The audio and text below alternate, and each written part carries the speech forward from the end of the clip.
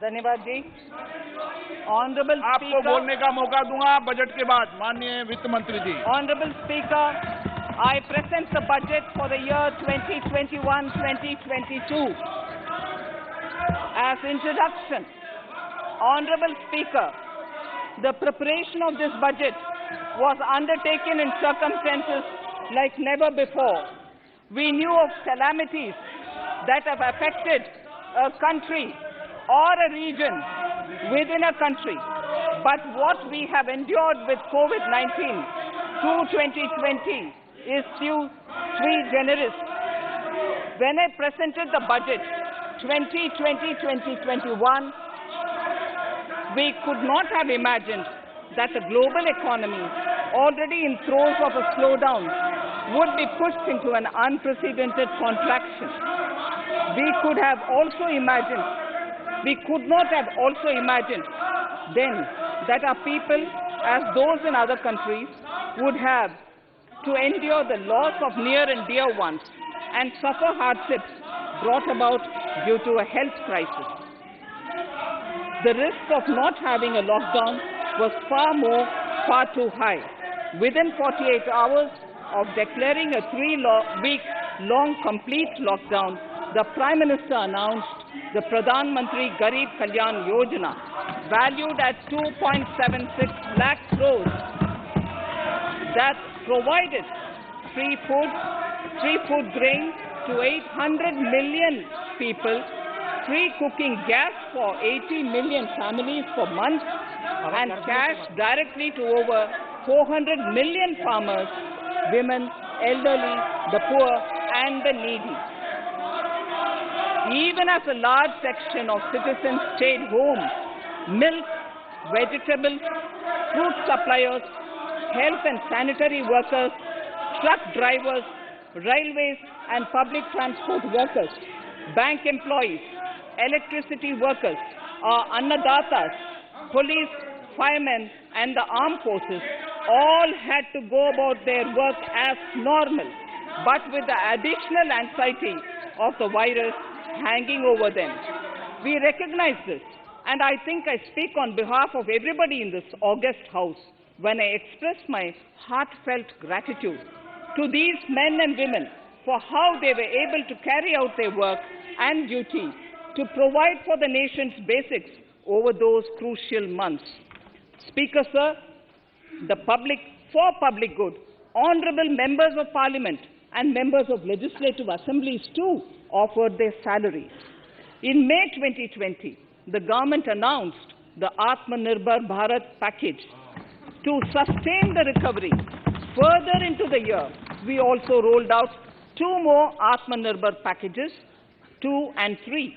Total financial impact of all the Atmanirbhar Bharat packages, including measures taken by the RBI, was estimated to be about 27.1 lakh crores, which amounts to more than 13% of our GDP. As a government, we kept a watch on the situation and were proactive in our responses. The government, led by the Prime Minister, stretched its resources to deliver for most vulnerable sections of our society, the poorest of the poor, the Dalits, the tribals, the elderly, the migrant workers and our children. The Pradhan Mantri Garib Kalyan Yojana, the 3 Atmanirbhar packages and announcements made later were like 5 mini budgets in themselves.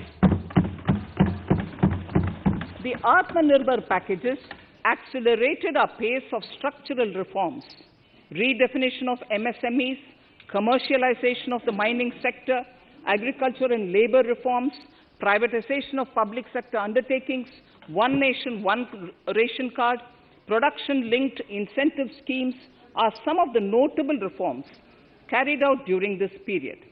Faceless income tax assessment, DBT, and financial inclusion are the others. Today, India has 2 vaccines available and has begun medically safeguarding not only her own citizens against COVID-19, but also those of 100 or more countries. It is added comfort to know that 2 or more vaccines are also expected soon. Honourable Prime Minister, launched the vaccination drive by crediting and thanking our scientists. We are ever grateful for the strength and rigor of their efforts. Having said that, we are all reminded time and again that our fight against COVID-19 continues into 2021. Now, just as it happened after the two world wars, there are signs that the political, economic, and strategic relations in the post-COVID world are changing. This moment in history is the dawn of a new era, one in which India is well poised to truly be the land of promise and hope. I borrow the words of Rabindranath Tagore. Faith is the bird that feels the light and sings when the dawn is still dark. Faith is the bird that feels the light and sings when the dawn is still dark. In this spirit, I can't help but recall the joy that we as cricket-loving nation felt after the Team India's recent spectacular success in Australia. It has reminded us of all the qualities that we as a people, particularly our youth, epitomize of having abundant promise and the unsuppressed thirst to perform and to succeed. Today, data shows that India now has one of the lowest death rate of 112 per million population and one of the lowest active cases of about 130 per million. This has laid the foundation to the revival we are seeing now in the economy. This budget will be the first of this new decade. This budget will also be a digital budget, and that has happened with all your support. So far, only 3 times has a budget followed a contraction in the economy. All such contractions earlier were as a result of situations typical to India. This time, the contraction in our economy is due to a global pandemic, just like in several other countries. Having said that, I want to confidently state that our government is fully prepared to support and facilitate the economy's reset. This budget provides every opportunity for our economy to raise and capture the pace that it needs for a sustainable growth. 2021 is the year of many important milestones for our history. I mention a few of these. It is the 75th year of independence, 60 years of Goa's accession to India, 50 years of the 1971 India-Pakistan War. It will be the year of the 8th census of independent India. It will also be India's turn at the BRICS presidency, the year for our Chandrayaan-3 mission, and the Haridwar Mahakumbh.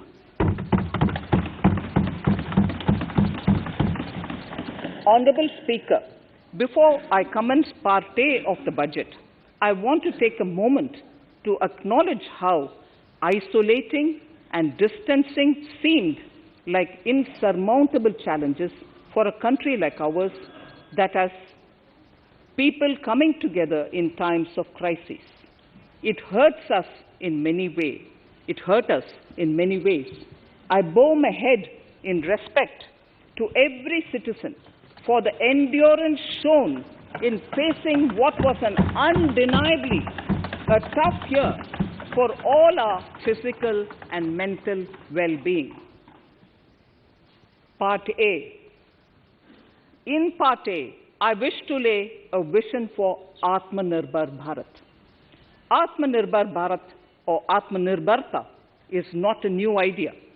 Ancient India was largely self-reliant and equally a business epicenter of the world. Atmanirbhar Bharat is an expression of the 130 crore Indians who have full confidence in their capabilities and skills. We are already part of international groupings such as the G20 and the BRICS, the Coalition for Disaster Resilient Infrastructure, and the International Solar Alliance are realities today due to India's efforts. The proposals in Part A will further strengthen the Sankalp of Nation First, doubling farmers' income, strong infrastructure, healthy India, good governance, opportunities for youth, education for all, women empowerment, and inclusive development, among others. Additionally, also on the path to fast implementation are the 13 promises we had made in the budget of 2015-16, which were to materialize during the Amrit Mahotsav of 2022 on the 75th year of our independence. They too resonate with the vision of Atmanirbharta. The budget proposals for 21-22 rest on 6 pillars: health and well-being, physical and financial capital and infrastructure, inclusive development for aspirational India, reinvigorating human capital, innovation and R&D, and as 6th, minimum government and maximum governance. I now move to talking about the first pillar, health and well-being. Even at the outset, I would like to say that the investment on health infrastructure in this budget has increased substantially. Progressively, as institutions absorb more, we shall commit more. Taking a holistic approach to health, we focus on strengthening 3 areas: preventive, curative, and well-being. Health systems. A new centrally sponsored scheme, PM Atmanirbhar Swasth Bharat Yojana, will be launched with an outlay of about 64,180 crores over 6 years. This will develop capacities of primary, secondary, and tertiary care health systems, strengthen existing national institutions, and create new institutions to cater to detection and cure of new and emerging diseases. This will be in addition to the National Health Mission. The main interventions under the scheme are support for over 17,000 rural and 11,000 urban health and wellness centers, setting up integrated public health labs in all districts, and 3,382 block public health units in 11 states, establishing critical care hospital blocks in 602 districts and 12 central institutions, strengthening of National Center for Disease Control, its 5 regional branches and 20 metropolitan health surveillance units, expansion of the integrated health information portal to all states and UTs to connect all public health labs, operationalization of 17 new public health units, and strengthening of 33 existing public health units at points of entry, that is, at 32 airports, 11 seaports, and 7 land crossings, setting up of 15 health emergency operations centers and 2 mobile hospitals, and setting up of a National Institution for One Health, a regional research platform for WHO, World Health Organization, Southeast Asia Region Office, 9 biosafety level 3 laboratories, and 4 regional national institutes for virology. Nutrition. To strengthen nutritional content, delivery, outreach, and outcome, we will merge the supplementary nutrition program and the Poshan Abhiyan and launch the Mission Poshan 2.0. We shall adopt an intensified strategy to improve nutritional outcomes across 112 aspirational districts. Universal coverage of water supply. The World Health Organization has repeatedly stressed the importance of clean water, sanitation, and clean environment as a prerequisite to achieving universal health. The Jal Jeevan Mission Urban will be launched. It aims at universal water supply in all 4,378 urban local bodies with 2.86 crores household tap connections, as well as liquid waste management in 500 Amrit cities. It will be implemented over 5 years with an outlay of 2,87,000 crores.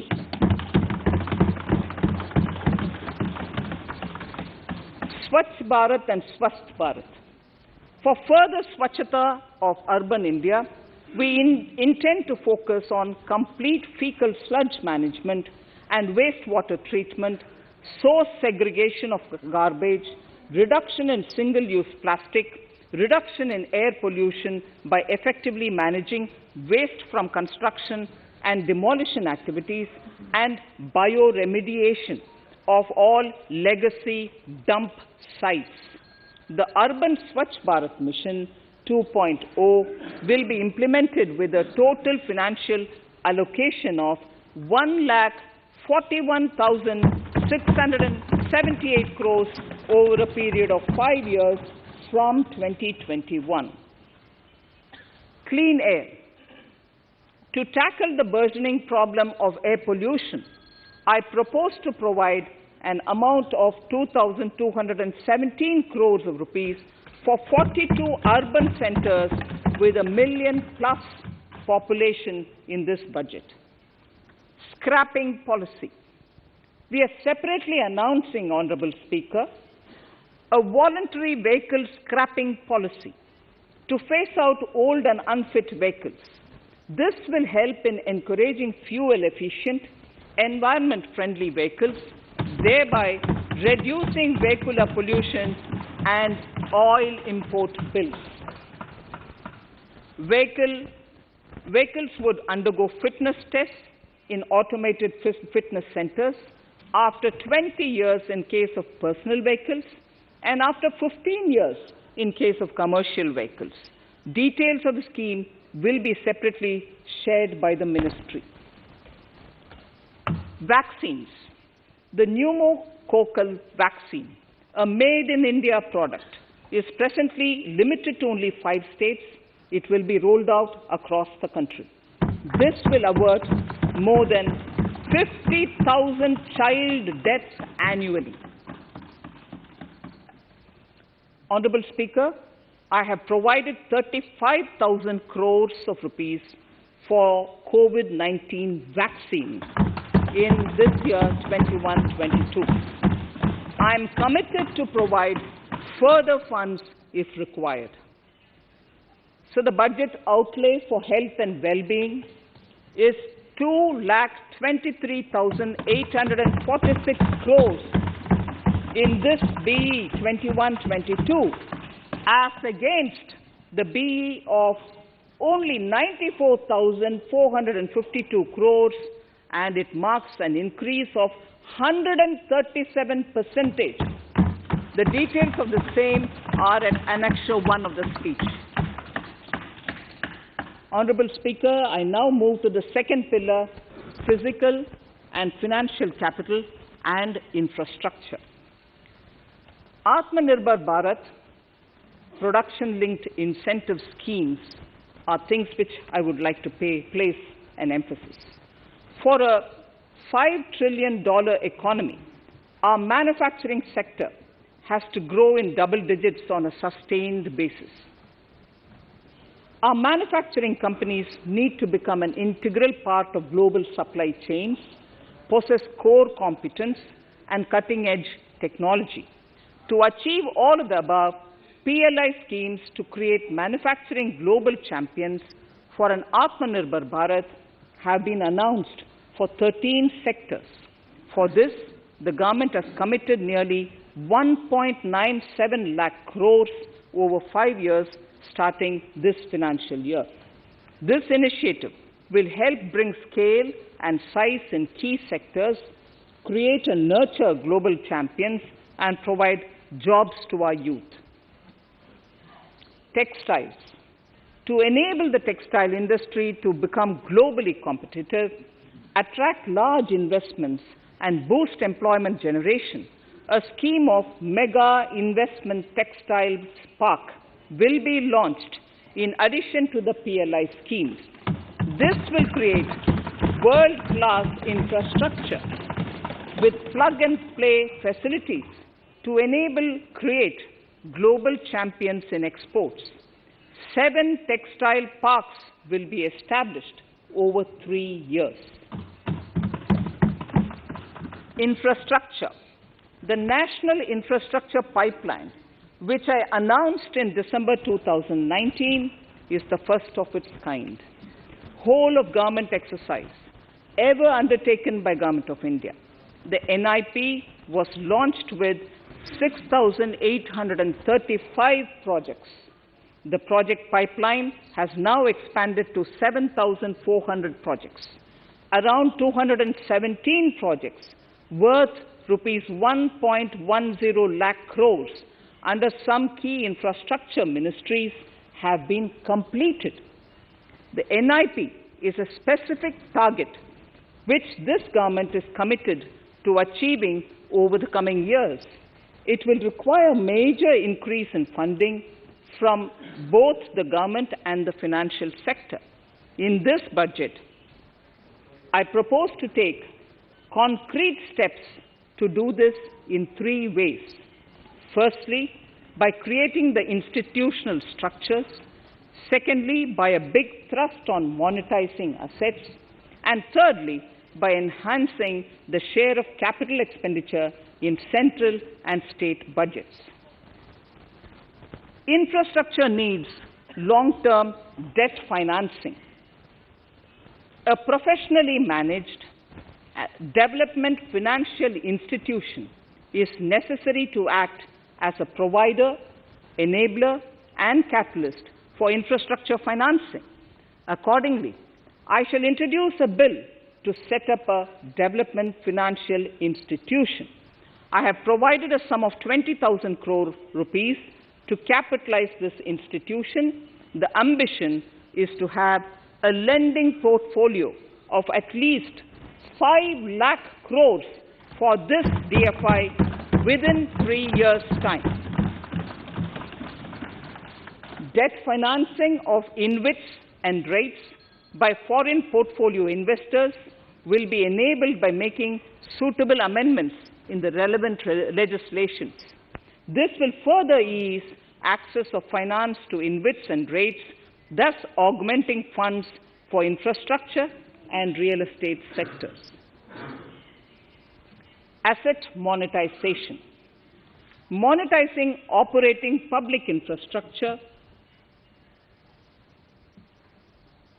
Monetizing operating public infrastructure assets is a very important financing option for new infrastructure construction. A national monetization pipeline of potential brownfield infrastructure assets will be launched. An asset monetization dashboard will also be created for tracking the progress and to provide visibility to investors. Some important measures in the direction of monetization are National Highways Authority of India and the PGCIL each have sponsored one InvIT that will attract international and institutional investors. 5 operational roads with an estimated enterprise value of 5,000 crores of rupees are being transferred to the NHAI InvIT. Similarly, transmission assets of value 7,000 crores will be transferred to the PGCIL InvIT. Railways will monetize dedicated freight corridor assets for operations and maintenance after commissioning. A next lot of airports will be monetized for operations and management concessions. Other core infrastructure assets that will be rolled out under the asset monetization programs are NHAI operational toll roads, 2 transmission assets of PGCL, 3 oil and gas pipelines of GAIL, Gas Authority of India Limited, IOCL and HPCL, Airports Authority of India airports in Tier 2 and 3 cities, other railway infrastructure assets, warehousing assets of CPSE, such as the Central Warehousing Corporation and NAFED, among others, and sports stadiums. Sharp increase in capital budget. In the BE 2020-21, we had provided for 4.12 lakh crores for capital expenditure.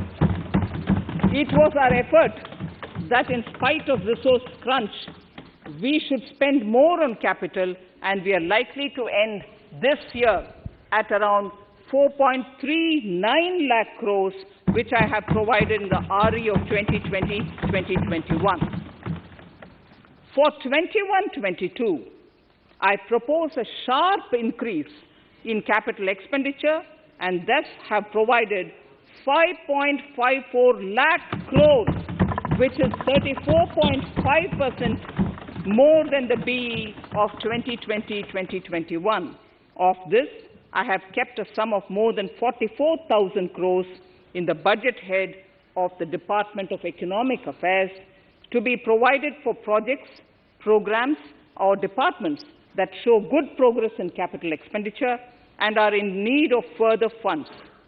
Over and above this expenditure, we would also be providing more than 2 lakh crores to states and autonomous bodies for their capital expenditure. We will also work out specific mechanisms to nudge states to spend more of their budget on creation of infrastructure.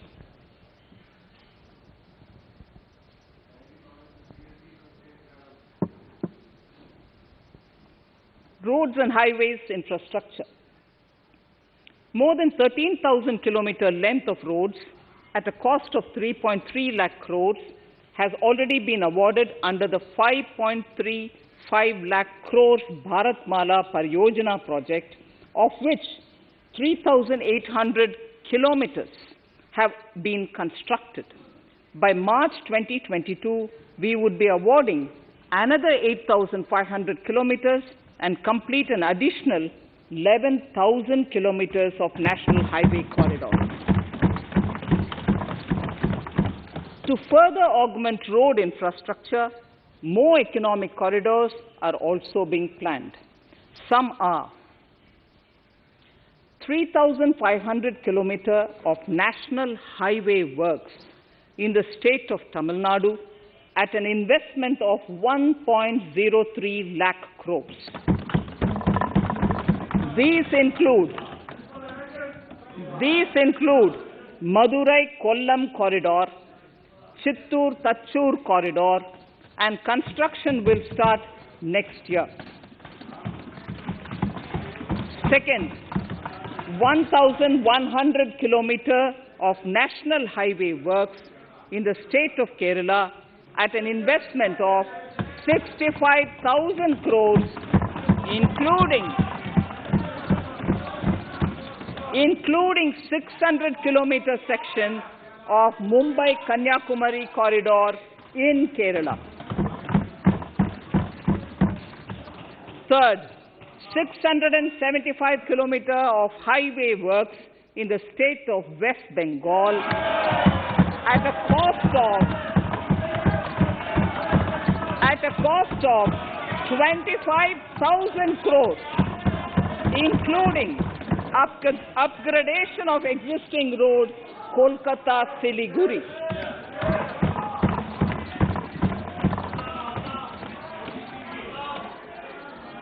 National highway works of around 19,000 crores are currently in progress in the state of Assam. Further works of more than 34,000 crores covering more than 1,300 kilometers of national highways will be undertaken in the state in the coming 3 years. Some of the flagship corridors and other important projects that would see considerable activity in 2021-22 are in Annexure 2 to my speech. I am also providing an enhanced outlay of 1,18,101 crores, 1,18,101 crores for Ministry of Road Transport and Highways, of which 1,08,230 crores is for capital, the highest ever provided. Railway infrastructure.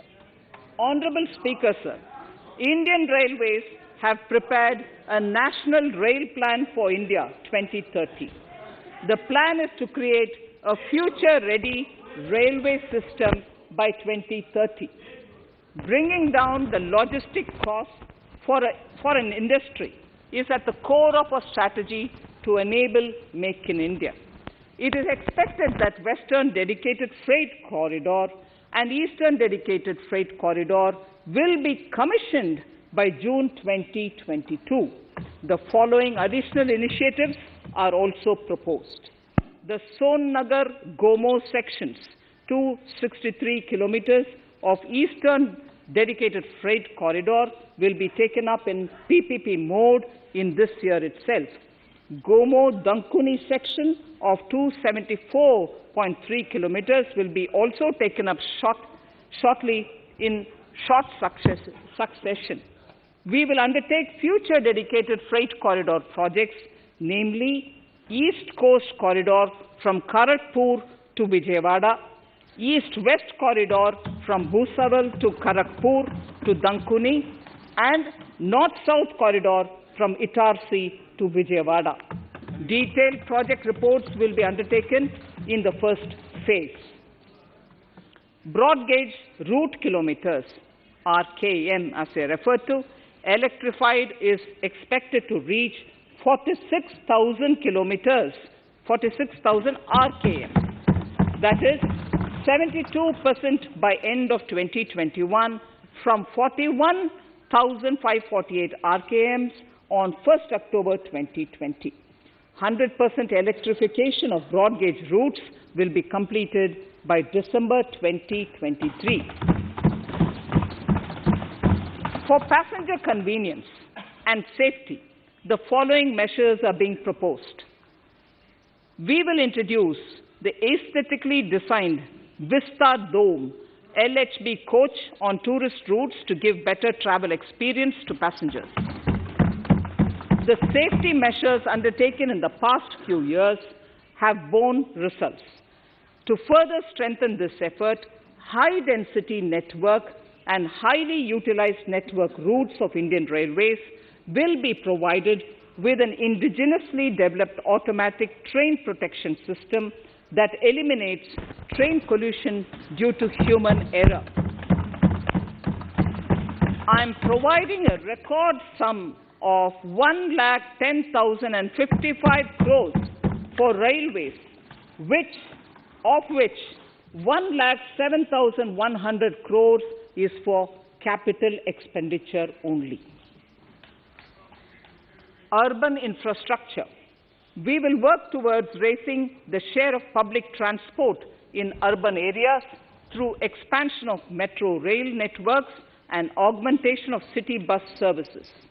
A new scheme will be launched at a cost of 18,000 crores to support augmentation of public bus transport services.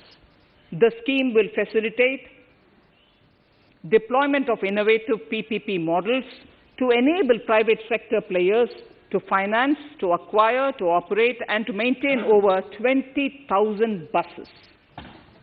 The scheme will boost the automobile sector, provide fillip to economic growth, create employment opportunities for our youth, and enhance ease of mobility for urban residents.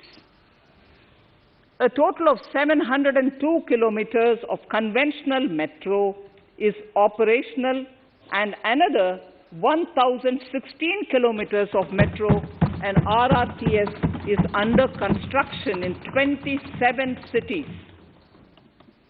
Two new technologies, that is Metro Lite and Metro Neo, will be deployed to provide metro rail systems at much lesser cost, with same experience, convenience and safety in Tier 2 cities and peripheral areas of Tier 1 cities also. Central counterpart funding will be provided to Kochi Metro Railway Phase 2 of 11.5 kilometer at a cost of 1,957.05 crores. Chennai Metro Railway Phase 2 of 118.9 kilometers at a cost of 63,246 crores. Bengaluru Metro Railway Project Phase 2A and 2B of 58.19 kilometers at a cost of 14,788 crores. Nagpur Metro Rail Project Phase 2 and Nashik Metro at a cost of 5,976 crores and 2,092 crores respectively. Power infrastructure.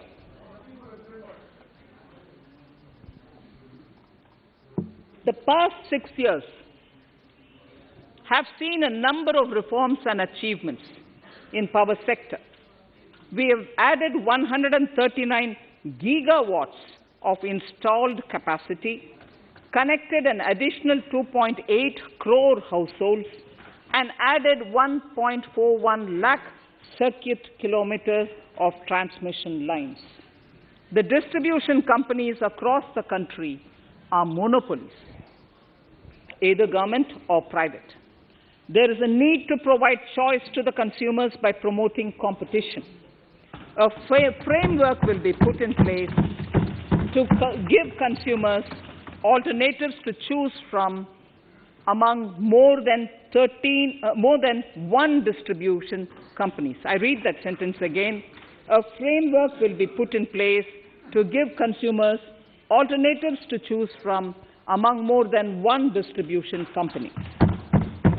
The viability of distribution companies is a serious concern. A revamped, reforms-based, results-linked power distribution sector scheme will be launched with an outlay of 3,05,984 crores over 5 years. The scheme will provide assistance to DISCOMs for infrastructure creation, including prepaid smart metering, feeder separation, upgradation of systems, etc., tied to financial improvements. Prime Minister, while speaking at the 3rd Reinvestment Conference in November 2020, had announced plans to launch a comprehensive national hydrogen energy mission. It is now proposed to launch a hydrogen energy mission in 2021-22 for generating hydrogen from green power sources. Ports, shipping and waterways. Major ports will be moving from managing their operational services on their own to a model where a private partner will manage it for them. For the purpose, 7 projects worth more than 2,000 crores will be offered by the major ports on private-public partnership mode in FY 21-22. A scheme for promoting flagging of merchant ships in India will be launched by providing subsidy support to Indian shipping companies in global tenders floated by ministries and CPSCs. An amount of 1,624 crores will be provided over 5 years. This initiative will enable greater training and employment opportunities for Indian seafarers, besides enhancing Indian companies' share in global shipping. India has enacted Recycling of Ships Act in 2019 and acceded to the Hong Kong International Convention. Around 90 ship recycling yards at Alang in Gujarat have already achieved HKC compliant certificates. Efforts will be made to bring more ships to India from Europe and Japan. Recycling capacities of around 4.5 million light displacement ton LDT will be doubled by 2024. This is expected to generate an additional 1.5 lakh jobs for our youth. Petroleum and natural gas. Our government has kept fuel supplies running across the country without interruption during the COVID-19 lockdown period. Taking note of the crucial nature of the sector in people's lives, the following key initiatives are being announced. 1. Ujjwala scheme, which has benefited 8 crore households, will be extended to cover 1 crore more beneficiaries. We will add 100 more districts in next 3 years to the city gas distribution network. A gas pipeline project will be taken up in the Union Territory of Jammu and Kashmir. An independent gas transport system operator will be set up for facilitation and coordination of booking of common carrier capacity in all natural gas pipelines on a non-discriminatory open access basis. Financial capital. I propose to consolidate the provisions of the SEBI Act 1992, Depositories Act 1996, Securities Contracts Regulation Act 1956, and Government Securities Act 2007 into a rationalized single securities markets code. The government would support the development of a world-class fintech hub at the GIFT IFSC. To instill confidence amongst the participants in corporate bond market during times of stress and to generally enhance secondary market liquidity, it is proposed to create a permanent institutional framework. The proposed body would purchase investment-grade debt securities both in the stressed and normal times and help in the development of the bond market. In the budget 2018-19, government had announced its intent to establish a system of regulated gold exchanges in the country. For the purpose, SEBI will be notified as the regulator, and Warehousing Development and Regulatory Authority will be strengthened to set up a commodity market ecosystem arrangement, including vaulting, assaying, logistics, etc., in addition to warehousing. Towards investor protection, I propose to introduce an investor charter as a right of all financial investors across all financial products. To give a further boost to the non-conventional energy sector, I propose to provide additional capital infusion of 1,000 crores to Solar Energy Corporation of India and 1,500 crores to Indian Renewable Energy Development Agency. I propose to amend the Insurance Act 1938 to increase the permissible FDI limit from 49% to 74% in insurance companies and allow foreign ownership and control with safeguards. Under the new structure, the majority of directors on the board and key management persons would be resident Indians, with at least 50% of directors being independent directors and specified percentage of profits being retained as general reserve. Stressed asset resolution by setting up a new structure. The high level of provisioning by public sector banks of their stressed assets calls for a measure to clean up the bank books.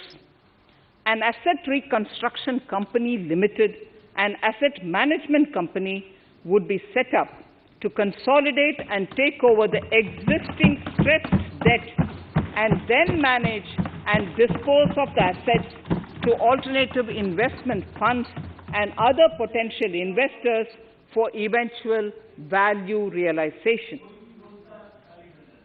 Recapitalization of PSB.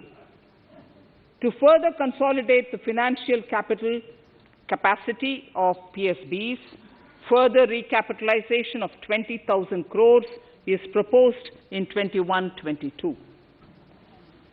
Deposit insurance. Last year, government had approved an increase in the deposit insurance cover from 1 lakh rupees to 5 lakhs for bank customers.